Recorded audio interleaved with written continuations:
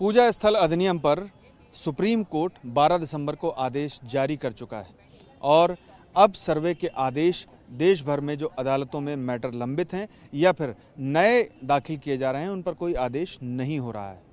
लेकिन इस बीच तमाम याचिकाएं सुप्रीम कोर्ट में प्लेसेस ऑफ वर्शिप एक्ट के मामले पर दाखिल हो रही हैं और इस बीच कांग्रेस ने भी एक याचिका दाखिल की है और उस अर्जी में साफ तौर पर यह कहा गया है कि प्लेसेस ऑफ वर्शिप एक्ट बहुत ज़रूरी है देश के लिए। इस पर हमारे साथ बातचीत करने के लिए पिटिशनर और एडवोकेट अश्विनी उपाध्याय जी साथ में हैं। चूँकि आपकी जो याचिका है वो सबसे पहली याचिका थी इस मामले में, अब कांग्रेस समेत तमाम जो राजनीतिक दल हैं वो भी पहुंच रहे हैं, क्या वजह है? देखिए, 1991 में ये कानून बनाया गया और कानून ये कहता है कि जो 15 अगस्त 1947 में स्थिति रही वो यथावत रहेगी। इसका मतलब ये हुआ कि बाबर, हुमायूं, तुगलक, गजनी, गोरी, औरंगजेब, खिलजी ने जो मठ मंदिर तोड़े थे, जो हम मुगल काल में रिस्टोर नहीं कर पाए, बाद में अंग्रेजी हुकूमत आ गई उसमें भी रिस्टोर नहीं कर पाए, यानी उसको हम रिस्टोर करने के लिए कोर्ट नहीं जा सकते। ये कानून कोर्ट का दरवाज़ा बंद करता है। मैं पहले भी कई बार कह चुका हूँ, मामला ये हिंदू मुस्लिम का नहीं है, ये मामला भारत की संप्रभुता और विदेशी आक्रांताओं के बीच में है। आक्रांता चले गए, उनका नामो निशान मिटना चाहिए। हम क्यों गुलामी के निशान जारी रखें? भारत का संविधान का आर्टिकल 49 ये कहता है कि जो पौराणिक स्थान है, ऐतिहासिक स्थान है, जो प्रसिद्ध प्राचीन स्थान है, उनको रिस्टोर करना, उनके ओरिजिनल स्वरूप में रिस्टोर करके रखना, उसको मेंटेन करना सरकार की ड्यूटी है। लेकिन इस रिस्टोर करने की प्रक्रिया में कहीं ना कहीं देश का माहौल खराब हो रहा है, ये कहा जा रहा है। नहीं, ये तो जबरदस्ती। देखिए, ये कांग्रेस 5वीं पॉलिटिकल पार्टी है। इसके पहले 4 पॉलिटिकल पार्टियां और आ चुकी हैं।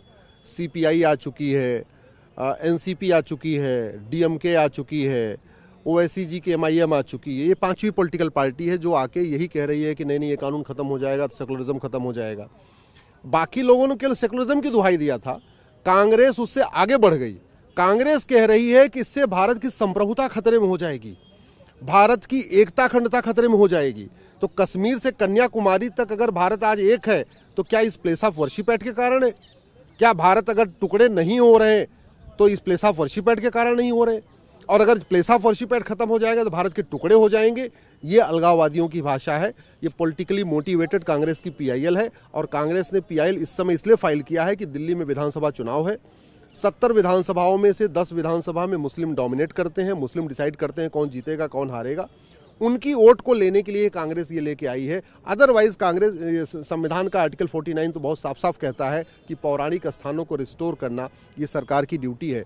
ये कायदे से सरकार को ये काम करना चाहिए था।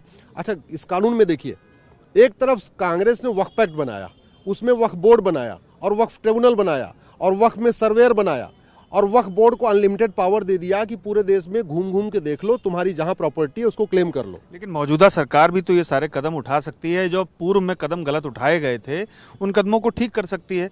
क्या आप लोगों की ओर से सरकार से कभी कोई मांग नहीं की गई? चूंकि सुप्रीम कोर्ट में पिटीशन पेंडिंग है और इस दौरान सरकार को भी जवाब दाखिल करना है और कई वर्षों से, पिछले 18 महीनों से जवाब तो नहीं दाखिल किया गया इस मामले में। ये मामला 2020 से पेंडिंग है, 2025 आ चुका है, 5वां साल चल रहा है। अगर सरकार जवाब दाखिल नहीं कर रही है, हम इसको ये मान के चलते हैं कि सरकार के पास इस एक्ट को डिफेंड करने का कोई ग्राउंड नहीं है।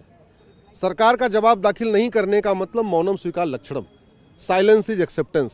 सरकार जवाब दाखिल नहीं कर रही है, यानी आप ये कहना चाहते हैं कि अगर आपके मुताबिक ये एक्ट ठीक नहीं है और अगर पूर्व में कोई गलती हुई है, जो आपका कहना है, तो अब जो सरकार है वो पूर्व की गलती भी नहीं ठीक कर सकती? सरकार बनी इसीलिए है। ये सरकार भारतीयों की है। ये बाबर, हुमायूं, तुगलक, गजनी, गोरी की सरकार थोड़ी है। तो सरकार की ड्यूटी है कि गुलामी के दौरान अगर कुछ गड़बड़ हुआ है, हमारे साथ नाइंसाफी हुई है, भारत की संप्रभुता पे चोट मारी गई है, भारत के पौराणिक स्थानों को बदला गया है, उनको रिस्टोर करना सरकार की ड्यूटी है। सरकार आर्टिकल 49 की पावर को यूज करना चाहिए। केंद्र सरकार भी आर्टिकल 49 को पावर को यूज करे, राज्य सरकार भी आर्टिकल 49 की पावर को यूज करे और पावर यूज करके सर्वे करा ले और जहां पे मठ मंदिर है उनको हिंदुओं को दे दे। लेकिन इससे देश का जो माहौल है वो तो खराब हो सकता है। यकीनन आप देख सकते हैं संभल में जो हुआ, उसके बाद ही सुप्रीम कोर्ट ने 12 दिसंबर को इस मामले में आदेश जारी किया। तो क्या कहना है आपका इसका कि अगर एक मामले में इतना बड़ा इशू खड़ा हो सकता है, तो बाकी पूरे देश भर में अगर ऐसी याचिकाएं तमाम दाखिल होंगी तो फिर क्या होगा? हमारा तो सीधे ये कहना है कि जिन धार्मिक स्थानों की रक्षा के लिए गुरु तेग बहादुर जी ने अपना शीश कटवा दिया, गुरु गोविंद सिंह जी ने अपने पूरे परिवार का बलिदान कर दिया, जिन धार्मिक स्थानों की रक्षा के लिए छत्रपति शिवाजी महाराज, संभाजी महाराज इतना बड़ा बलिदान दिया, अगर स्वतंत्र होने के बाद हम उन मठ मंदिरों को मुक्त नहीं करा पा रहे हैं तो हमें इन महापुरुषों का नाम लेने का अधिकार नहीं है, धिक्कार है। हमें धार्मिक स्वतंत्रता नहीं है, इसका मतलब हमें सांस्कृतिक स्वतंत्रता नहीं है। अगर हम अपने मठ मंदिरों को स्वतंत्र होने के बाद भी नहीं ले सकते और बाबर, हुमायूं, तुगलक, गजनी, गोरी का कब्जा बना रहेगा तो फिर किस बात की धार्मिक स्वतंत्रता? तो क्या बातचीत से हल नहीं निकल सकता? ये कानून, यही तो दिक्कत है, ये कानून बातचीत का भी रास्ता बंद कर चुका है, ये कानून कोर्ट का दरवाजा बंद कर चुका है, ये कानून आर्बिट्रेशन का रास्ता बंद कर चुका है। ये कानून कहता जो जैसे है वैसे ही रहेगा। और एक बात मैं बता दूं, जब से हमने इस कानून को चैलेंज किया है और विष्णु जैन जी, हरशंकर जैन जी ने अलग अलग एप्लीकेशन फाइल किया, 18 स्थानों पे सर्वे हुआ और उन 18 के 18 स्थानों पे मंदिर ही निकला। ऐसा नहीं हुआ कि 18 स्थानों पे सर्वे हुआ है और 15 पे मंदिर निकला, 3 पे मस्जिद निकली नहीं। 18 के 18 स्थानों पे हम जो कह रहे थे कि ये मंदिर है, वो मंदिर ही निकले हैं। हमारा ये कहना है टेक्नोलॉजी बहुत एडवांस हो चुकी है, हम लोग चंद्रमा पे, मंगल पे चले गए, हमारे पास परमाणु बम भी हमने बना लिया। टेक्नोलॉजी का उपयोग करना चाहिए और जहाँ जहाँ ऐसे धार्मिक स्थान हैं उनका सर्वे कर लेना चाहिए। सर्वे करने के बाद अगर वो मंदिर निकलते हैं उसको आराम से शांतिपूर्वक हिंदुओं को हैंडओवर कर देना चाहिए या कोर्ट के जरिए इसका डिसीजन होना चाहिए। लेकिन ये नहीं हो सकता कि हम तो सर्वे भी नहीं करने देंगे। कोर्ट ने एक डिसीजन किया था, कोर्ट ने अयोध्या मामले में फैसला देते हुए प्लेसेस ऑफ वर्शिप एक्ट की ज़रूरत को जाहिर किया था और ये स्पष्ट किया था कि ये कानून रहना चाहिए और भविष्य में ऐसे मामले नहीं उठने चाहिए।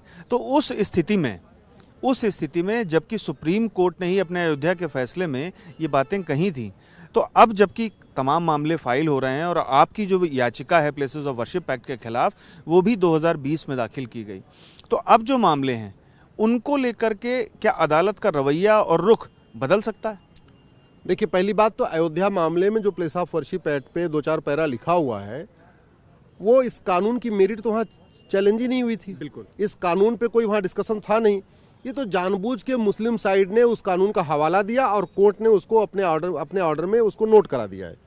लेकिन अयोध्या मामले में प्लेस ऑफ वर्शिप एक्ट की मेरिट पे कोई बहस नहीं हो रही। बिल्कुल बिल्कुल, उसमें हम लोग कोई दलील नहीं दे रहे थे। ये पहली बार हुआ है जहाँ प्लेस ऑफ वर्शिप एक्ट की वैलिडिटी चैलेंज हुई है। हमारा ये कहना है 5 जजों की बेंच बने चाहे 7 जजों की बेंच बने, इस कानून का फैसला होना चाहिए। और मैं तो सरकार से भी आग्रह करूंगा, इस कांग्रेस के घटिया कानून को बदलें, जैसे वक्फ एक्ट को बदल रहे हैं वैसे इस प्लेस ऑफ वर्शिप एक्ट को भी बदलें और बदल के हिंदुओं की अधिकार दें कि वो कोर्ट जाएं, सर्वे करवाएं। और सर्वे में अगर भाई हम जबरदस्ती किसी की मस्जिद नहीं चाहते, लेकिन हम चाहते हैं जो हमारा मंदिर है कम से कम वहाँ नमाज बंद हो, वहाँ पूजा पाठ शुरू हो। चूंकि इस मामले पर सुप्रीम कोर्ट अब 17 फरवरी को सुनवाई करेगा और उससे पहले सरकार को जवाब भी दाखिल करना है, जैसा कि सुप्रीम कोर्ट ने निर्देश दिया है। हालांकि पिछली सुनवाइयों पर अगर गौर करें तो सरकार कई बार कहने के बावजूद, यानी कि सुप्रीम कोर्ट के निर्देश के बावजूद जवाब नहीं दाखिल कर रही, और इस बार देखना यह है कि सरकार जवाब दाखिल करती है और या फिर नहीं। लेकिन मसला एक बहुत अहम है, चूंकि सुप्रीम कोर्ट ने ही 12 दिसंबर को एक आदेश जारी किया था जिसकी वजह से ऐसी तमाम जो याचिकाएं निचली अदालत में दाखिल हो रही थी और उन पर आगे कार्रवाई शुरू हो रही थी वो रुक गई है। और अगर सरकार जवाब नहीं दाखिल करती है तो इस स्थिति में आप सुप्रीम कोर्ट से क्या मांग करेंगे? हम तो कहेंगे आप बेंच बनाइए, आप इसमें 5 जजों की बेंच बनाइए या 7 जजों की बेंच बनाइए, इस पर सुनवाई करिए।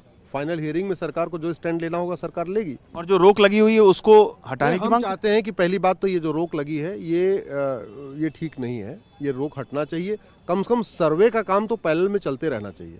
भाई अभी हम वहाँ पे मंदिर थोड़ी बनाने जा रहे हैं, अभी तो हम कह रहे हैं पहले कम से कम एविडेंस, क्योंकि रोक की वजह से बाकी जगह सर्वे नहीं हो पा रहे हैं तो बाकी जगह के एविडेंस मिटाए जा सकते हैं। जैसा अम्ब्रेला ऑर्डर सुप्रीम कोर्ट ने दिया, उस अम्ब्रेला ऑर्डर को आप किस तरह से देखते हैं? इस जो एक तरीके से बिना सबको सुने हुए जो स्टे कर दिया है, इसका नुकसान हमको इस बात की आशंका है कि जो अन्य स्थान है वहाँ पे एविडेंस को मिटाया जा रहा होगा, वो वहाँ पे जो मंदिरों के साक्ष्य हैं उसको मिटाया जा रहा होगा, क्योंकि वहाँ नमाज पढ़ रही है, हिंदू जा नहीं सकते, पुलिस का प्रोटेक्शन है नहीं, उन स्थानों को सरकार ने अपने कंट्रोल में लिया नहीं है। तो स्वाभाविक सी बात है मुस्लिम पक्ष वहाँ पे सारे के सारे जो मंदिर के एविडेंस है उनको मिटा रहा होगा। हमें इस बात की पूरी आशंका है।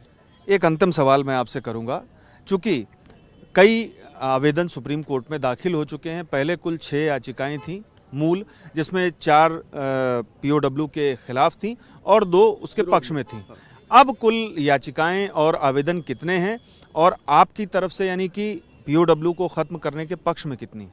कुल इस समय 44 याचिकाएं आ चुकी हैं, जिसमें से 32 याचिकाएं बाबर, हुमायूं, तुगलक, गजनी, गोरी के इल्लीगल काम को जायज़ ठहरा रही हैं। 12 याचिकाएं हैं जो हमारे पक्ष में हैं, हमारे समर्थन में हैं। उनका ये कहना है ये कानून ख़त्म होना चाहिए।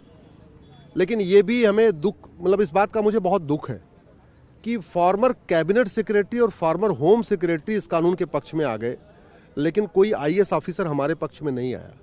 फॉर्मर लेफ्टिनेंट गवर्नर दिल्ली के नजीब जंग साहब इस कानून के पक्ष में आ गए, लेकिन कोई गवर्नर हमारे पक्ष में नहीं आया। फॉर्मर चीफ इलेक्शन कमिश्नर इस कानून के पक्ष में आ गए, एसवाई कुरैशी साहब, लेकिन कोई चीफ इलेक्शन कमिश्नर हमारे पक्ष में नहीं आया।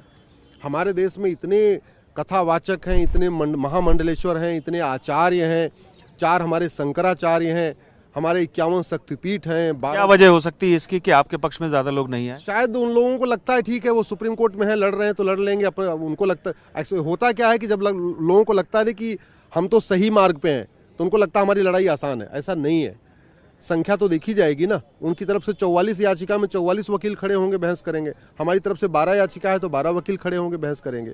और कम से कम ये दिखना भी तो चाहिए सुप्रीम कोर्ट में को कितने लोग आए हुए। भाई संख्या उनकी ज़्यादा हो रही ना, हमारी 12, उनकी 32। 44 में से 32 इस कानून के पक्ष में है और 12 हमारे पक्ष में है, जो कह रहे हैं कानून खत्म होना चाहिए, सर्वे होना चाहिए और मठ मंदिरों को रिस्टोर करना चाहिए। तो मैं तो अपने सभी धर्म गुरुओं से आग्रह करूंगा, सभी महामंडलेश्वर से, सभी हमारे जो प्रमुख हमारे मठ मंदिर हैं, जो हमारे शक्तिपीठ हैं, उन सबसे आग्रह करूंगा कि कम से कम इस लड़ाई को आप सुप्रीम कोर्ट में सहयोग करिए और जो लोग संसद में हैं इस मामले को संसद में उठाएं। संसद का सत्र आ रहा है, वहां आवाज उठनी चाहिए, भाई ये कानून खत्म हो और हिंदुओं को अधिकार मिलना चाहिए रिस्टोर करने का। हमसे बात करने के लिए बहुत शुक्रिया। तो आपने सुना पिटिशनर और एडवोकेट अश्वनी उपाध्याय जी को, जिनके मुताबिक पूजा स्थल अधिनियम पर 17 फरवरी को होने वाली सुनवाई बहुत अहम होगी। उनकी तरफ से रोक का आदेश जो 12 दिसंबर को सुप्रीम कोर्ट की ओर से जारी किया गया है उसको हटाने की मांग की जाएगी। साथ ही उन्होंने एक अपील की है कि हिंदू पक्ष के लिए समर्थन के लिए सुप्रीम कोर्ट में और याचिकाएं दाखिल की जानी चाहिए।